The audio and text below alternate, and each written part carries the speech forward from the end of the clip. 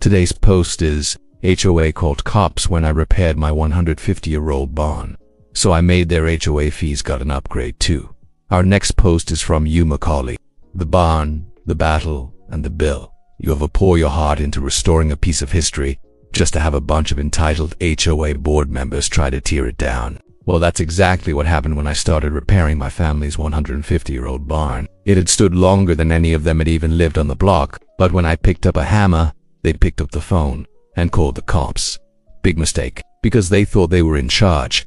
But they forgot one thing. I read the fine print, and I know exactly how to make a bureaucracy bleed. This barn was more than just wood and nails. To me, it was legacy. My great-great-grandfather built it by hand in 1875, and it sat proudly at the edge of our 5-acre property. I had just inherited the land from my uncle, who kept the place rustic but standing. The place needed work. The beams sagged. Some wood was rotting, but the foundation was solid. I wanted to restore it right with reclaimed wood, local labor, and period-correct details. It wasn't just for me, it was for history.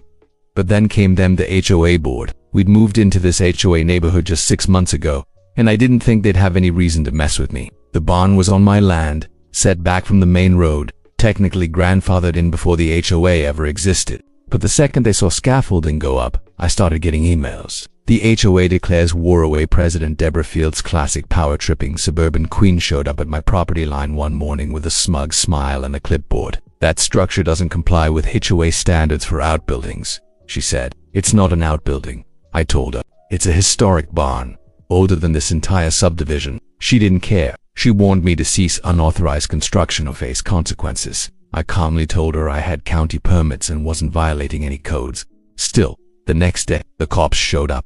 They came polite but confused. Sir, we received a report of unauthorized construction and a potential zoning violation. I handed them the permit and pointed to the historical registration form. They looked embarrassed. No charges, no violations, just HOA drama.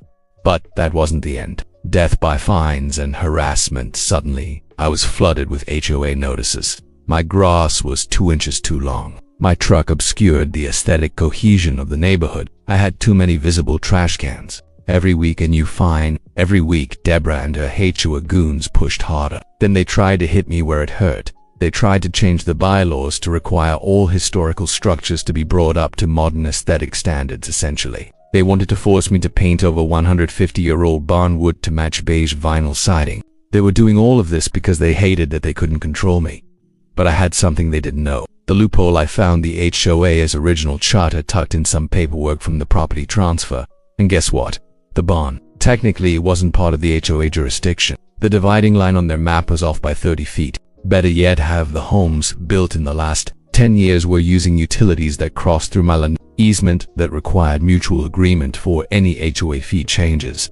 So I spoke with my lawyer and hired a land assessor. We confirmed that I could demand the HOA renegotiate or revoke usage agreements or start charging usage fees. Game on. Time for an upgrade. I called an emergency meeting with the HOA board. Deborah smirked, thinking I was coming to surrender. I wasn't. According to these documents, 24 of your homes run storm drainage, internet, or shared electric easements under my property. You've been paying the county a flat rate, but that rate is about to change. I handed out new contracts with a massive fee increase for utility access through my land. They laughed, until I filed it officially with the county and had a land use attorney serve them notices. Suddenly, the board was in chaos.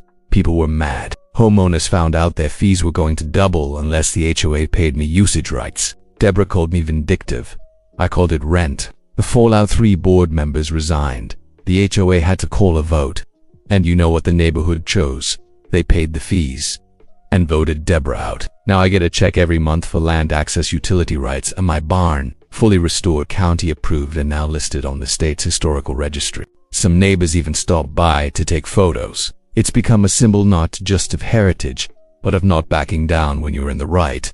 Moral of the story: don't mess with history, and don't mess with someone who knows the law better than you do, especially when their barn has stood longer than your art's existence.